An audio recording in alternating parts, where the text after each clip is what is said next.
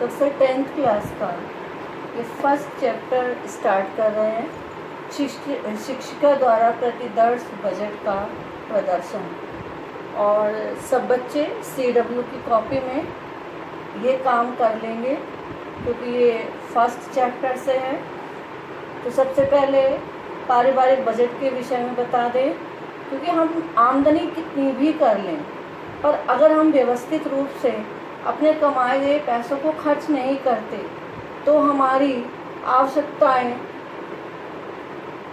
में व्यवधान उत्पन्न होता है या हम अपनी आवश्यकताओं को पूरी तरह से अपने जीवन में नहीं पूर्ण कर पाते। तो सबसे पहले पारिवारिक बजट का अर्थ जानेंगे कि पारिवारिक बजट का अर्थ क्या होता है। पारिवारिक बजट पारिवारिक आय को व्यवस्थित रूप से व्यय करने का ढंग है जिससे कि अधिकतम सदस्यों के सुख व कल्याण में वृद्धि हो सके। क्योंकि आप सभी जानते हैं कि आय सीमित होती है और हमारी आवश्यकताएं अनंत होती है, और इन आवश्यकताओं को कम करके ही हम कम खर्च करके ही अपने अधिक से अधिक आवश्यकताओं को संतुष्ट कर सकते हैं। आगे पारिवारिक बजट की परिभाषा प्रोफेसर मार्शल ने कहा है, या प्रोफेसर मार्शल के अनुसार पारिवारिक बजट परिवार के आय व्यय का मोटे तौर पर एक अनुमान है। क्रेग व रश के अनुसार बजट भूत के व्यय, भविष्य के अनुमानित व्यय और वर्तमान समय के मदों पर निश्चित व्यय का लेखा जोखा है।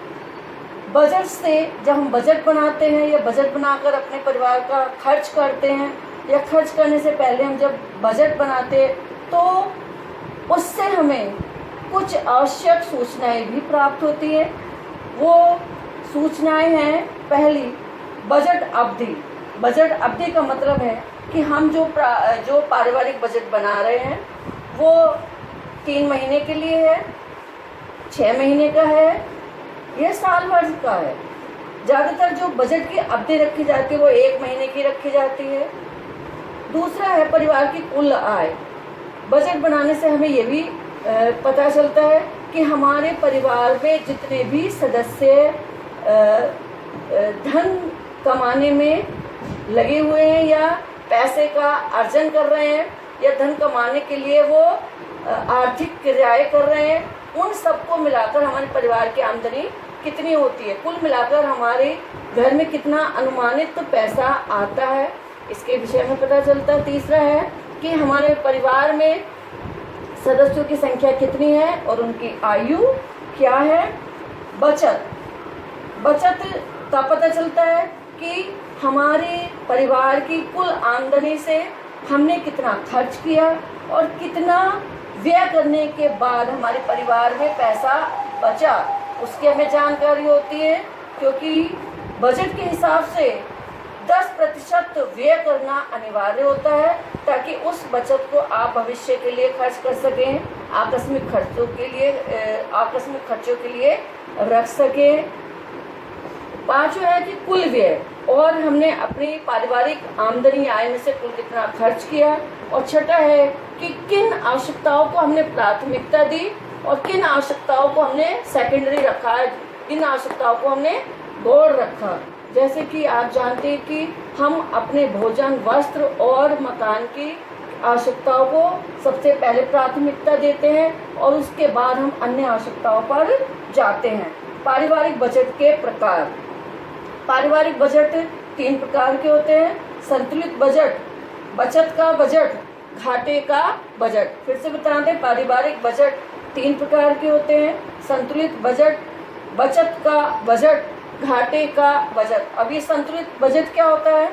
इस बजट में हम जितना आमदनी करते हैं या जितना हमारी पारिवारिक आय होती है उतना ही हम पारिवारिक आवश्यकताओं के लिए खर्च कर देते हैं और हमारे पास बचत के लिए कुछ भी नहीं रहता है। बचत का बजट, इस बजट में हम अपने पारिवारिक आय में से व्यय को घटाकर कुछ पैसा बचाते हैं, कुछ पैसे की बचत करते हैं ताकि वो बचा हुआ पैसा हमारे भविष्य के खर्चों के लिए और आकस्मिक खर्चों के लिए काम आ सके। तीसरा, घाटे का बजट। इस बजट में इसको दूसरे तरह से कह सकते हैं आमदनी अटने खर्चा रुपया। हमारी आमदनी कम होती है और हमारी आवश्यकताओं पर व्यय ज़्यादा हो जाता है, इसलिए ये बजट है घाटे का बजट। ये सर्वथा ही अनुपयुक्त बजट होता है और इस बजट के अनुसार हमारे परिवार पर ऋण लेने की नौबत भी आ सकती है। तो सबसे अगर पूछा जाए कि इन तीनों बजट में सबसे आदर्श बजट कौन सा है, तो सबसे आदर्श बजट माना जाता है बचत का बजट।